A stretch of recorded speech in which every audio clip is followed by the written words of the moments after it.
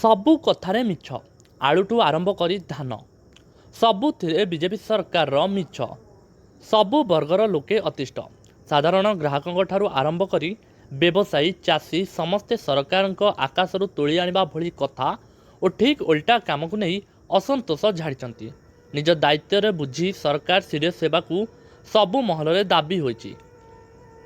राज्य में जारी रही आलू संकट आलू किलो 50 टंकारु अधिक दर में बिक्री होउछि। समस्या को ग्रहण करी समाधान करने बदल में किछि समस्या होइनाई बोली जोगाण मंत्री कहि चलचंती।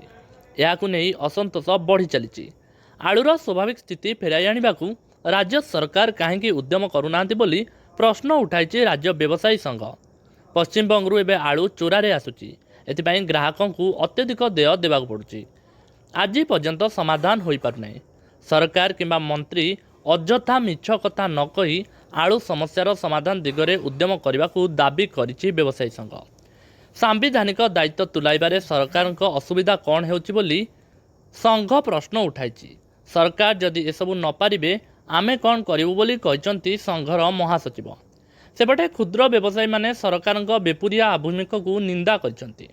आलू संकट जोगु साधारण लोके आउटु पाउटु हेउतिबा बेले बीजेपी मिछरे चाषी मध्य प्रमाद गणिबा आरंभ कले।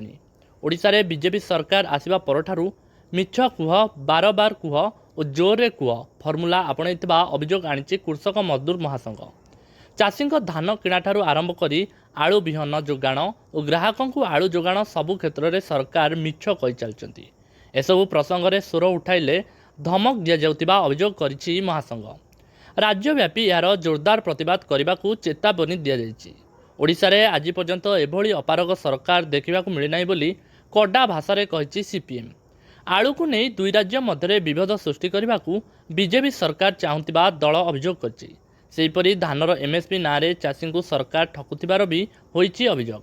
सेपटे बीजेपी सरकार को मिछ सरकार आख्या देइछि कांग्रेस। बजार नियंत्रण आदम नाही बीजेपी जहाँ कुए तार ओलोटा करे बोली बड़ अभियोग आनिछि कांग्रेस। एसबु लुचकाड़ी खेल साधारण लोकटीए बड़ हीनस्था हेउछि बोली कहवा सहित समाधान करने को आह्वान देइछंती समीक्षक। दर बढ़ी चली समाधानर पंथा बाहरुनी किंतु सरकार दोष भी स्वीकार करनांती। आलू उत्पादन बढ़ाइबा कथा कहउतिले मध्य एपर्यंत चाषी को बिहन मध्य जोगाई पारि नाहांती।